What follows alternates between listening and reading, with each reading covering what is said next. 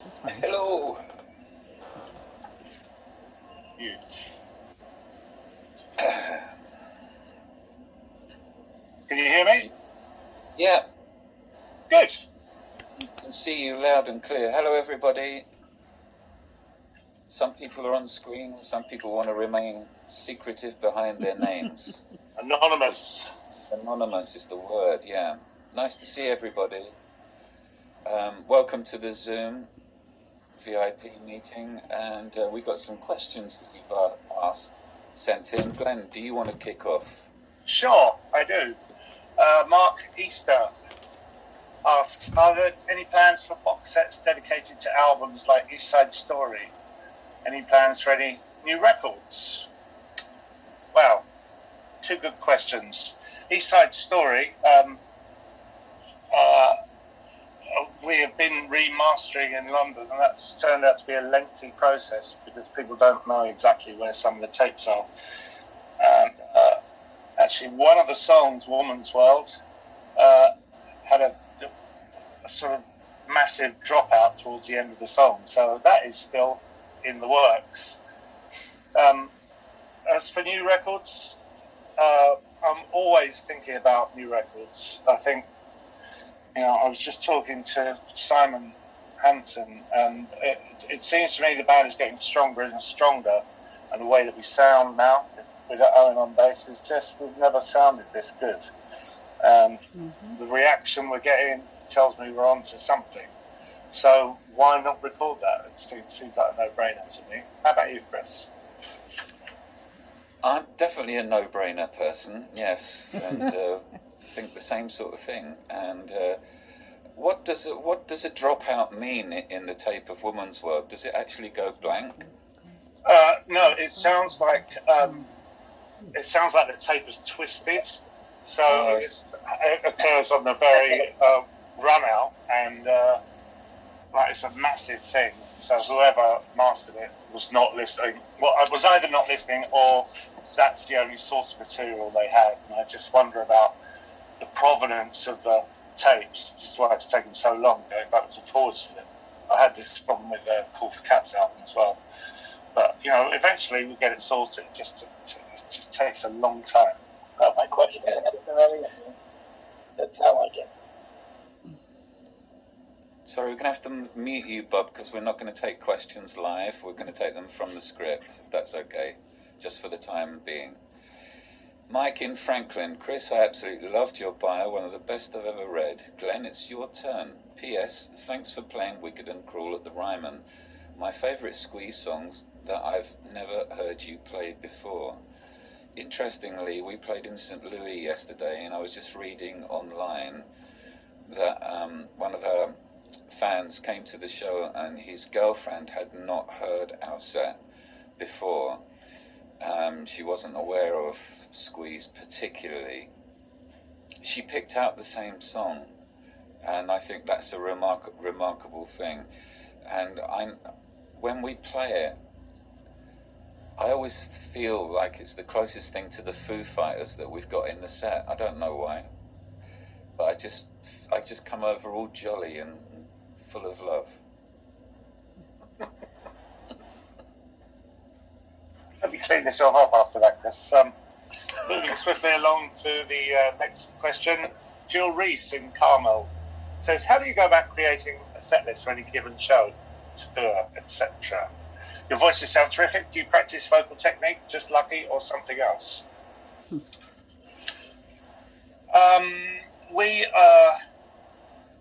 I think we're getting better at our set list as we go along. We're trying to refine it and create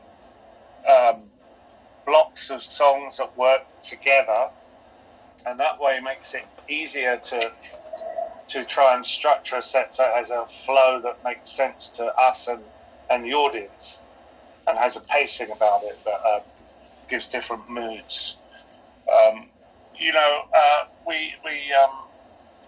We try many songs in rehearsal, and some we can't find a way around doing them, and so they get dropped, and the best ones make it through. There's quite a lot of preparation involved. Say for this tour, we've got F-Hole and I Think I'm Go-Go, which we're using orchestral tracks for. And that takes a lot of pre-production work to get that right so we can play together and have this massive sound. I was really... I was inspired when we played the Coachella Festival 10 years ago, seeing Radiohead and seeing how they use track, because I'd always been against it. I thought that it would take away from the live show, but in fact, if you integrate it with playing, it can be a massive boost. As long as you don't do too much of it, I think, is the other key to that. There, I've gone off piste quite successfully, I think, for 5 minutes or so. Chris, what do you think? Yeah, as long as we don't get all Kylie Minogue about it, that'll be great. It works really, really well. I have to say, I like Glenn. I was kind of a bit at odds about the psychology of playing with a backing track on stage, but that comes from an old-fashioned point of view, and that no longer exists, I think, as we move forward as a band. So, Bo in California. How long have you been playing together? Am I jumping the gun here? I don't know. Oh no. How long have you been playing together, and do you have a favourite show you have played? Do you guys still do anything with Elvis Costello?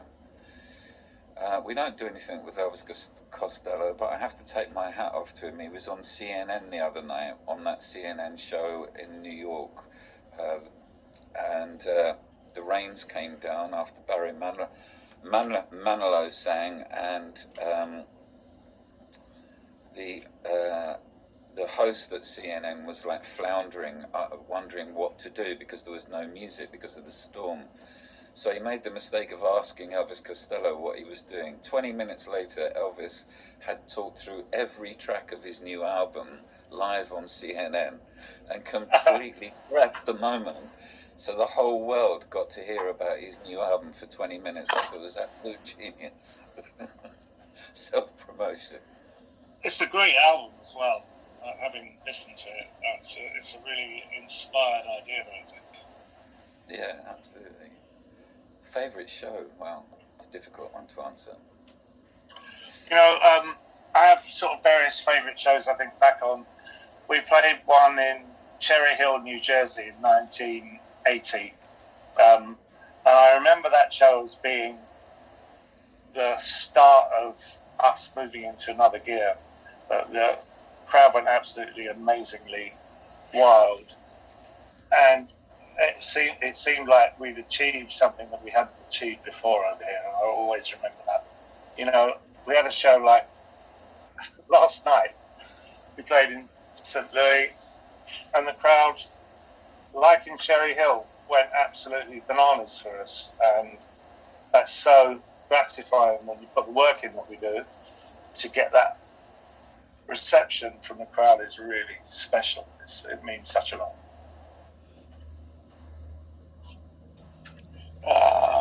Yeah, so, Tony. Hi, Tony. Hello. Years ago, Glenn signed the toe of one of my pink sequined high-top sneakers when they were right on my feet. Chris, I hope one day you will sign the other toe. Can we have a commitment from you now, Chris, to do that? Yes, stick it through the screen.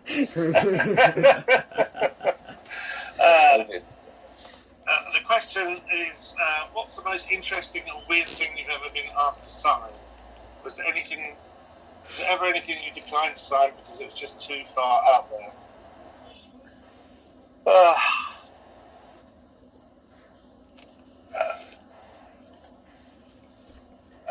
I can't really think of anything.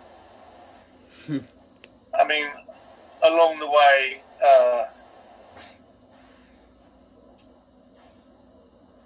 there was a girl in San Francisco who had me sign her arm, and the next time I saw her, it was a tattoo.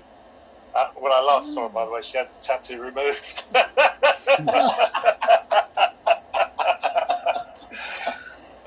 Which I didn't take at all personally. It was, I can understand that. You want to do that in the first place. But, it's flattering. You can't help but be flattering. I can't really think of any other things that we've signed or not signed or had any sort of issues with. Chris, can you help me? Well, only on the Frank tour, when we came over and did that grueling promotional tour, and every time we turned up, somebody would come along with a tortoise for us to sign. Oh, God. Which I think you call something else over here, but in England we call them tortoises. And it seemed like every time we went to an in-store, somebody had brought a box along with one poor fella inside for us to sign. How we moved on. So Susan in PA, great to have you back in the States. Thank you very much. We love you both to bits and appreciate that you let your fans in on your pandemic pivots on Zoom gigs and Family Von Tilbrook cover song videos. I really enjoyed them. Do you have any time to collaborate on new songs with Squeeze? Well, I have to say the cover songs that Glenn has done were absolutely stunning, and I hope they come out at some stage for everybody to hear. They were a real lift during that time to go on YouTube, and of course the money went to a very good cause. So yeah, it was fun to watch, and I'm sure it was great fun to be part of, Glenn. It was because with our little family bubble, plus Carly and Chris, who are like family anyway, and Sal, it was that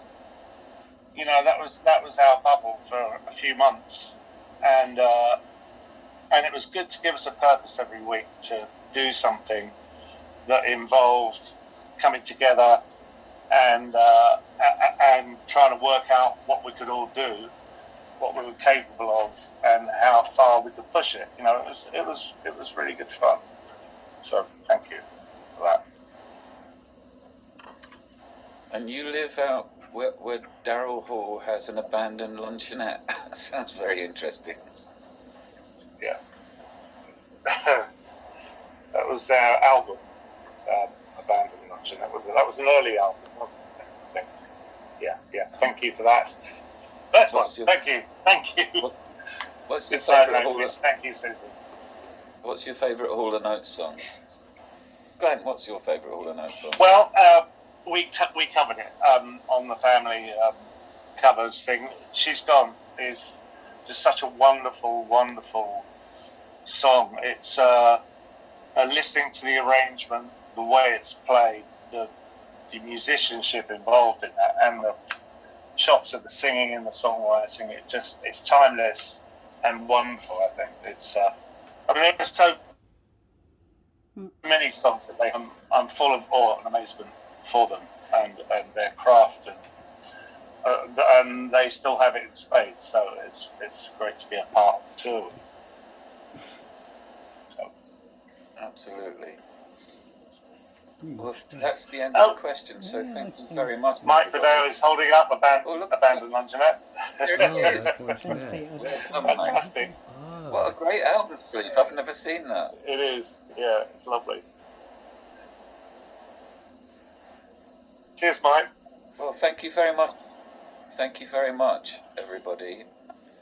And come along to the shows, keep supporting, and we'll support you. Thank you for all your love and support. Perhaps the next one, Chris, we should switch the mics on. Let them talk. That'd be nice. Could be. Yeah. Yeah. Can talk. All right, we'll do that next. With the next one, we'll do that. Oh, good. We have Thank you very much. Oh, there's Yeah. one more. We're That's lifting the it other way. The last one. Cheers, lovelies. Bye.